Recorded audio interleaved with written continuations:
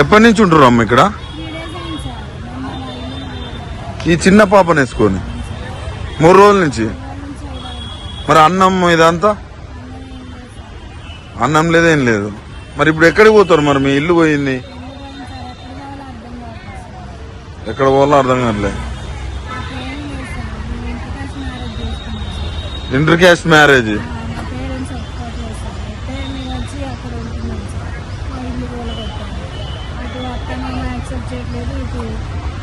Mummy daddy కూడా accept చేయకపోతే ఏం చేయాలో అర్థం కాక ఇక్కడ ఉండండి అని సామాన్ పెట్టుకున్నాను. పేరెంట్స్ ని ఎదిరించి పెళ్లి చేసుకొని వచ్చి ఆడ ఇల్లు కట్టుకున్నారు. ఈరోజు కూలిపోయింది. ఈ చిన్న పాపను వేసుకొని ఏడు ఉంటున్నారు 3 రోజుల నుంచి. ఈ అమ్మ ఎవరు? పెద్దమ్మ అవుతుంది. ఈ ఏడికి పోతానికి ప్లేస్ లేదు ఇప్పుడు మీకు. అయ్యో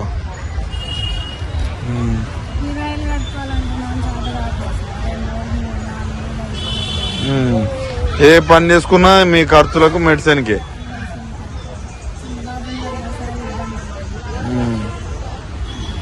ఇట్లా ఈ గవర్నమెంట్ ఇట్లా చేస్తా అనుకున్నారా అమ్మ మీరు?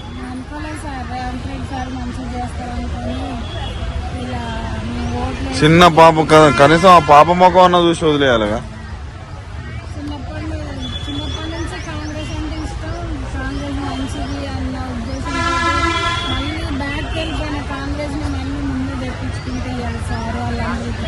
మిమ్మల్ని బ్యాక్ చేసారు, తీసుకొచ్చినారు మిమ్మల్ని. ఇప్పుడు ఏమంటున్నారు అధికారులు? 2 గంటల్లో ఖాళీ చేయాలి. రేపు కేటీఆర్ సార్ వస్తున్నారు. వస్తే ఏమైనా పెద్ద ప్రాబ్లం అవుతుంది, గొడవలు అవుతాయి అని చెప్పేసి ఇది చేస్తున్నారు. ఇప్పుడు ఆల్రెడీ జేసీబీలు బయట ఉన్నాయంట, వాళ్ళు రెడీగా ఉన్నాయంట. ఇప్పుడు ఎవరు ఇందాక ఆయన యూత్ లీడర్ వచ్చి మాట్లాడాడు, ఆయన సపోర్ట్గా మాట్లాడాడు. ఆయన చేసేపోయారు, జైలు వేసారు. ఎవరు గట్టిగా మాట్లాడారు ఇప్పుడు ఎవరు సపోర్ట్కి వచ్చినా తీసుకొని జైలు వేస్తారు.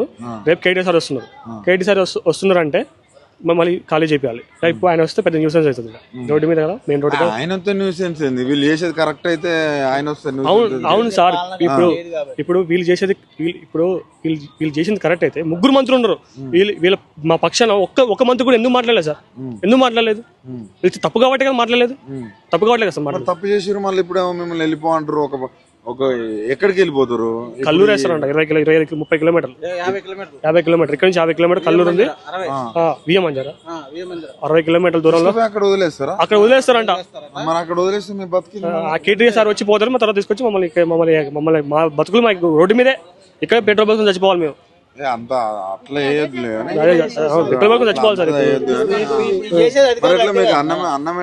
పొద్దు నుంచి ఎవరు తిన్నారు? ఎవరు అడగానే అన్నం తిన్నారు అని. అన్నం లేదు, ఏమీ లేదు, మంచి లేదు, పాలు లేదు. గత 2 days నుంచి అది డోర్ క్లోజ్ తీసి ఉంది. ఇవాళ క్లోజ్ చేశారు.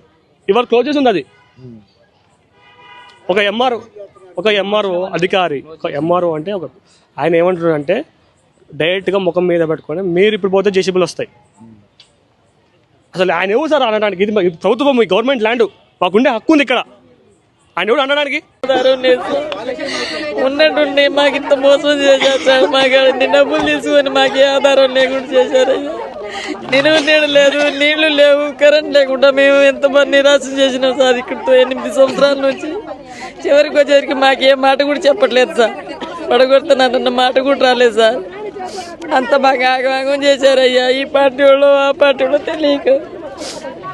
ఎట్లా మరి గెలిచిరు పోయిర్రు, కనీసం మీ దగ్గరకన్నా రావాలి కదా? ఎవ్వరు రాలేదయ్యా, ఎవ్వరు రాలేదు. వీళ్ళు ఏమంటారు మేము పోయినాం, వాళ్ళకి గెలిచినాం, వీళ్ళకి గెలిచినాం అంటున్నారయ్యా. కానీ మాకు ఏది తెలియదు సార్.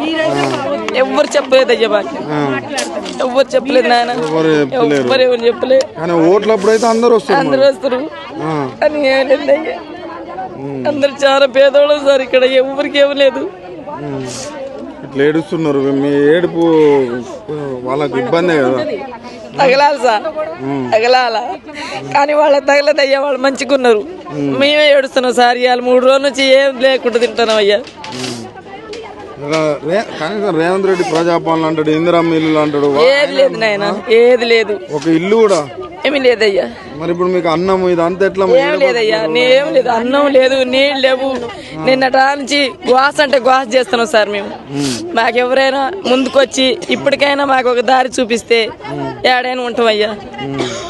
మేము కోరుకునేది అది. దారి చూపెట్టాలని కోరుకుంటున్నాం. అది రాస్తా ఉంది ఇలా అందరూ రాజకీయ నాయకులు వస్తా ఉంది దీని వెనకాల వాళ్ళు ఉన్నారు.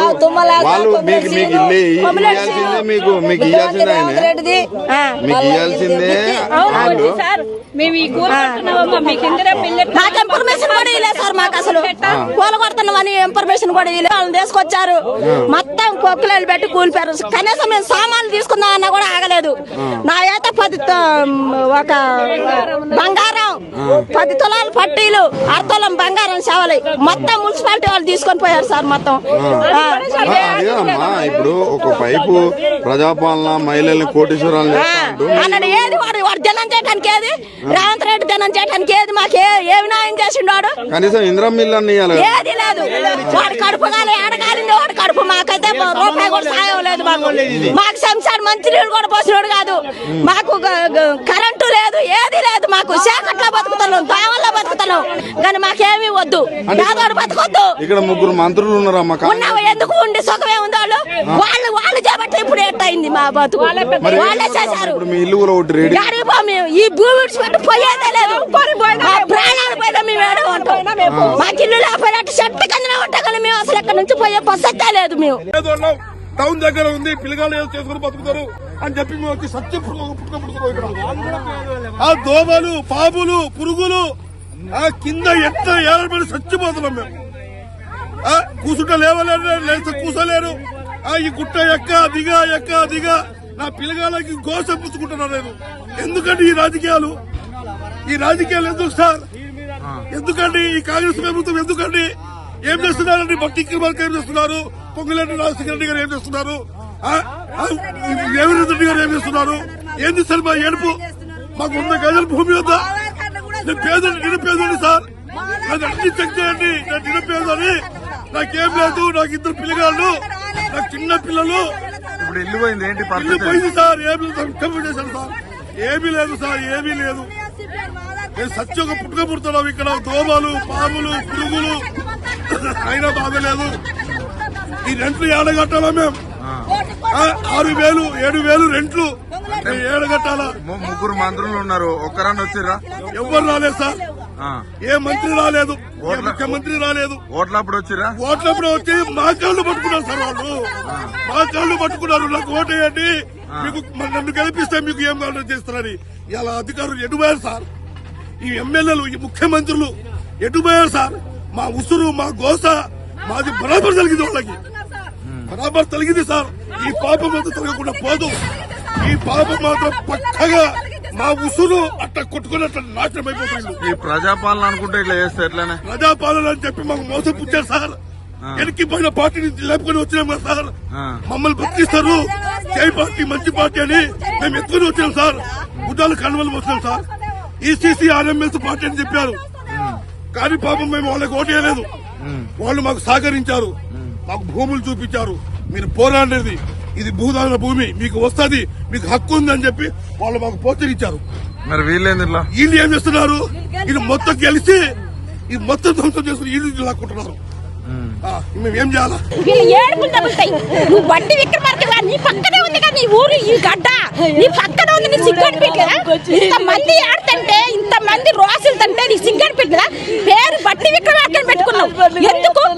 పేరు తగ్గ జీవితం జీవించాలి. అడ్డుగా జీవితం 4 రోజులు బతికి నందిలా బతక పందిలా బతకొద్దు.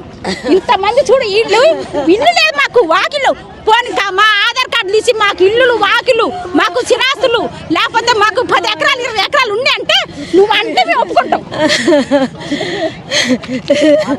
రేవంత్ రెడ్డి గారు ఇట్లా చేస్తారు అనుకోలేదే మేము. ఆయన కోడి దంటారు, మేము అందరం పెడతాం.